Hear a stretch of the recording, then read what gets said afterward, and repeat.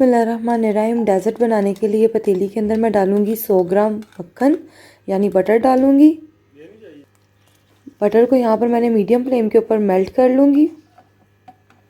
Melt करने के बाद अब मैं यहाँ पर डालूँगी 1 कप मैदा यानी ऑल पर्पस फ्लोर। 1 कप मैदे की बुनाई कर लूँगी तकरीबन 1 मिनट के लिए। अच्छे तरीके से इसको भून लूँगी मक्खन के साथ। बुनाई करने के बाद मैं इसके अंदर डालूँगी दूध 1 लीटर। दूध यहाँ पर आपने जो इस्तेमाल करना है वो full fat of milk use करना है, ताकि जितना अच्छा दूध हमारा गाढ़ा होगा उतना ही अच्छा हमारा डेज़र्ट बनेगा, बहुत ज़्यादा क्रीमी बनेगा। तो यहाँ पर 1 लीटर मैं दूध डाल दूँगी। मैंने यहाँ पर ऑलपर्स का दूध यूज़ किया है, 1 लीटर वाला जो बड़ा पैक होता है वो, और साथ साथ चम्मच चलाती जाऊँगी। तो अब यहाँ पर मैं विस्कर की मदद से इसको मीडियम फ्लेम के ऊपर विस्क करती जाऊँगी ताकि ये गाढ़ा हो जाए। तो 5 मिनट मुझे विस्क करते हुए हैं और यहाँ पर ये हमारा डेज़र्ट जो है वो गाढ़ा होना स्टार्ट हो गया है। अब इसके अंदर मैंने 1 कप चीनी डाल दिया और इसको 5 मिनट के लिए मज़ीद और गाढ़ा कर लूँगी। जी व्यूवर्स, चीनी डालने के बाद मैंने 5 मिनट के लिए डेज़र्ट को और ज़्यादा विस्क किया है। तो विस्क करने से आप देख सकते हैं 5 मिनट के लिए मैंने इसको और ज़्यादा मज़ीद विस्क किया मीडियम फ्लेम के ऊपर। तो यहाँ पर जो डेज़र्ट है वो खुद ब खुद पतीली से अलग हो रहा है, बबल्स बन रहे हैं और बहुत ज़्यादा क्रीमी हो गया है। तो यहाँ पर डेज़र्ट हमारा रेडी हो चुका है। अब यहाँ पर एक सर्विंग बाउल मैंने लिया है। सर्विंग बाउल मैंने यहाँ पर लॉन्ग शेप में लिया है। आप चाहें तो घर में जो भी मौजूद हो, स्क्वायर हो, जो भी मौजूद हो आप ले सकते हैं। तो यहाँ पर बाउल को मैं पानी से वेट कर रही हूँ ताकि जब डेज़र्ट हमारा ठंडा हो तो उसकी जो स्लाइसिंग करेंगे वो बाउल के साथ ना चिपके। तो यहाँ पर मैंने इसको अच्छे तरीके से पानी से वेट कर लिया। बाउल को वेट करने के बाद सारा डेज़र्ट जो है वो मैं इसके अंदर डाल दूँगी। तो यहाँ पर आप डेज़र्ट की फ़ाइनल लुक देख सकते हैं कि कितना ज़्यादा गाढ़ा है। इसी तरीके से आपने रेडी करना है। 10 मिनट लगेंगे तो डेज़र्ट जो है हमारा रेडी हो जाएगा। तो यहाँ पर मैं इसको अच्छे तरीके से स्पैचुले की मदद से इसका जो बैलेंस है वो इक्वल कर लूँगी। कहीं से भी अप एंड डाउन नहीं होना चाहिए, बिल्कुल इक्वल होना चाहिए।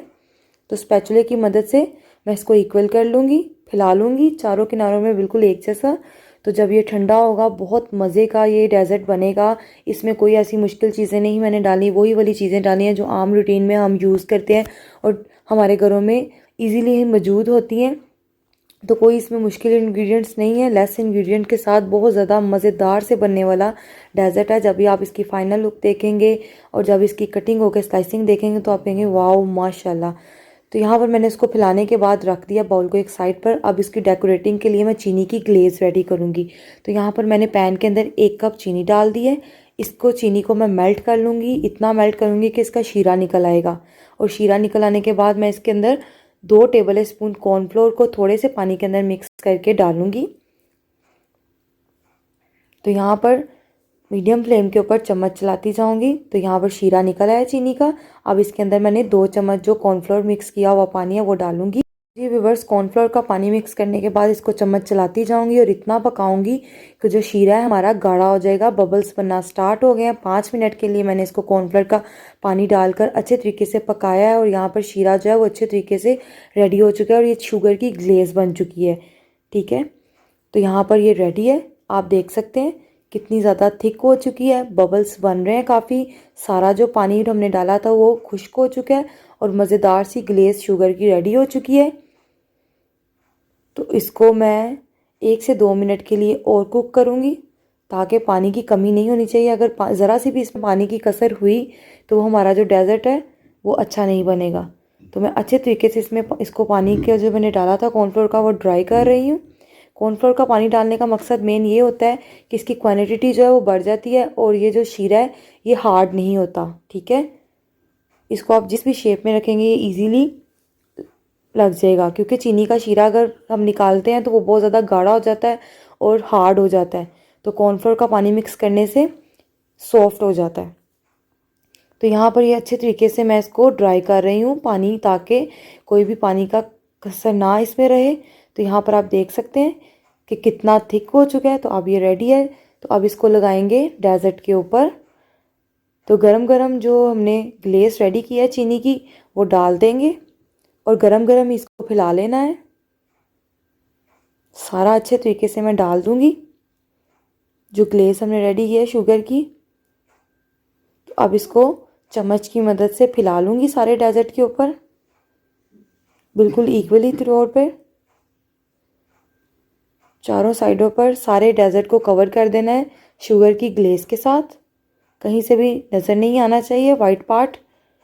इसको अच्छे तरीके से कवर अप करने के बाद हम इसको ठंडा कर लेंगे 4 से 5 घंटों के लिए फ्रिज के अंदर।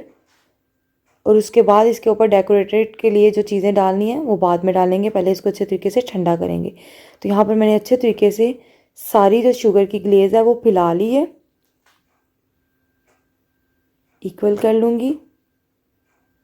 और इक्वल करने के बाद 4 से 5 घंटे के बाद ठंडा करने के बाद आपको दिखाती हूँ। तो जी व्यूवर्स, 4 से 5 घंटे हो चुके हैं। डेजर्ट को मैंने फ्रिज में अच्छे तरीके से ठंडा कर लिया है। अब इसको डेकोरेट करने के लिए मैं इसके अंदर डालूंगी पिस्ता और बादाम, जिसे मैंने सिलबट्टे में हल्का सा दरदरा कर लिया, यानी दानेदार रखा है, पाउडर नहीं बनाया। अब थोड़ा थोड़ा कर मैं इसके ऊपर डालती जाऊँगी डेजर्ट के ऊपर।